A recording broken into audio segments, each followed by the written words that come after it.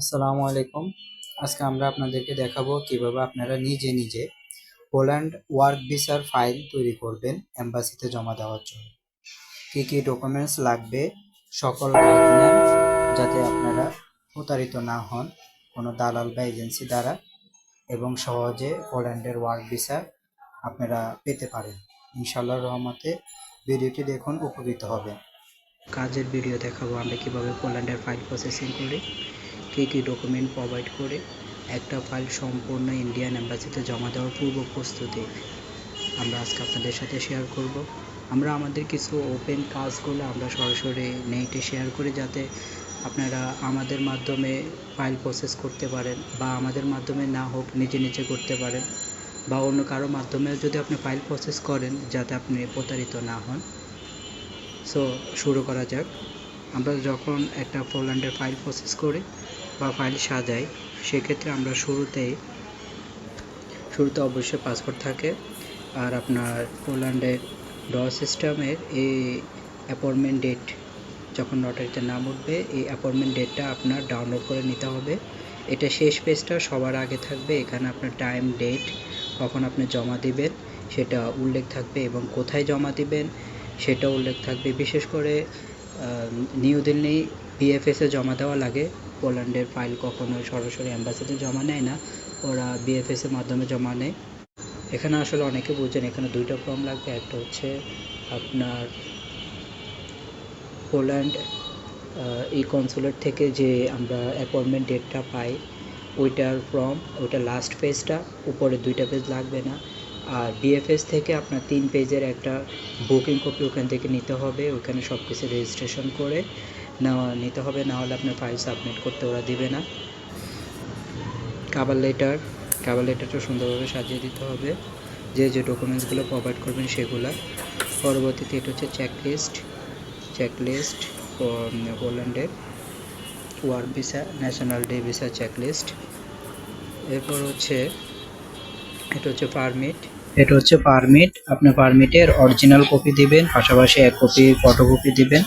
Original copy embassy থেকে back দিয়ে দেবে, সমস্যা না। আপনি ভিসা না পেলেও আপনার অরিজিনাল কপি ব্যাক দিয়ে দিবেন। এটা হচ্ছে গ্যারান্টি লেটার, এটা কোম্পানি থেকে দিবে আপনাকে। তারপর এটা হচ্ছে অ্যাকোমোডেশন। এরপর এটা হচ্ছে কন্ট্যাক্ট পেপার পলিশ ভাষাটা। এটা হচ্ছে পডস বা। এরপর হচ্ছে ইনভাইটেশন লেটার। এরপর হচ্ছে ট্রান্সপোর্টেশন। এটা হচ্ছে ক্লিয়ারেন্স। রেজিস্টারকৃত কোম্পানি হলো অবশ্যই এই জিনিসটা, এটা অবশ্য কোম্পানি থেকে আসে না, এটা আমরা অনলাইন থেকে ডাউনলোড করে দিই। এটা হচ্ছে ক্লিয়ারেন্স। এটা পাই আপনার প্রতিদিন এখানে ট্যাক্স থাকবে, কখন ট্যাক্স পে করছে, কোম্পানি রেজিস্টার্ড কিনা, সকল কিছু ডকুমেন্টস এখানে থাকবে। এটা হচ্ছে অ্যাকোমোডেশন কন্ট্যাক্ট। যারা আমাদের মাধ্যমে পোল্যান্ডের অ্যাপয়েন্টমেন্ট ডেটের জন্য রেজিস্ট্রেশন করবেন, তারা রেজিস্ট্রেশন করতে পারেন। যেখানে থাকবে তার বাসস্থানের ঠিকানার চুক্তিপত্র।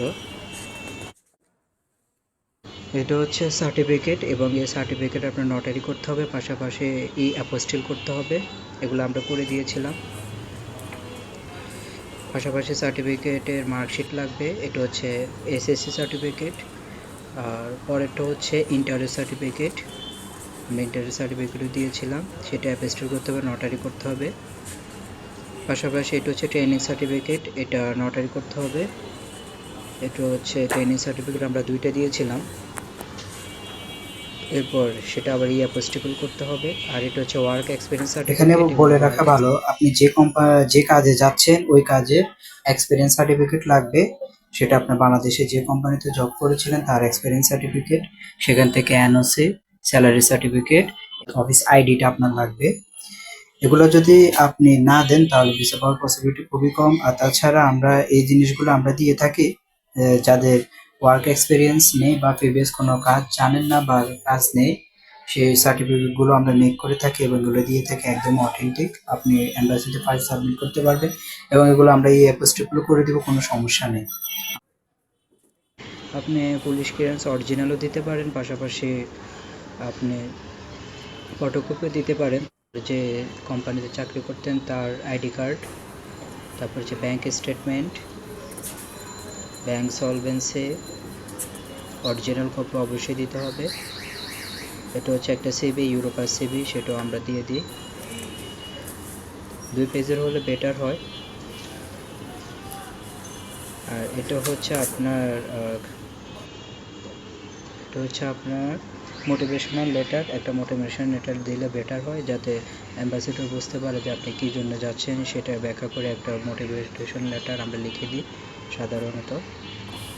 এটা হচ্ছে এয়ার টিকিট, অবশ্যই রাউন্ড এয়ার টিকিট হলে বেটার হয়। আর এটা হচ্ছে ইন্স্যুরেন্স, 30,000 ইউরো কাভারেজ। আমরা আইসিআইসিআই লম্বার্ড এই ইন্স্যুরেন্সটা প্রোভাইড করি, এটা ভালো। হচ্ছে অ্যাফিডেভিট, আমরা এটা দিয়ে থাকি। এটা হচ্ছে আপনি পোল্যান্ডে গিয়ে কাজ করবেন, ওখান থেকে পালাবেন না, এই ধরনের একটা অঙ্গীকারনামা, সেলফ ডিক্লারেশন। এটা অনেকে জানেও না, আবার অনেকে জানে, তবে ম্যাক্সিমাম ক্ষেত্রে অনেকে জানে না। এটা আমরা দিয়ে থাকি, এটা সিক্রেট ফাইল হিসেবে দিই, যাতে আপনার ভিসা পাওয়ার পসিবিলিটি অনেক বেশি থাকে। আর আজকে আপনাদের সাথে আমি এটা শেয়ার করলাম, যাতে আপনারা ভালোভাবে ফাইলটা গোছাইতে পারেন। আর আমাদের মাধ্যমে দিলে ইনশাল্লাহ রহমতে আমরা বেটার সার্ভিস দিব।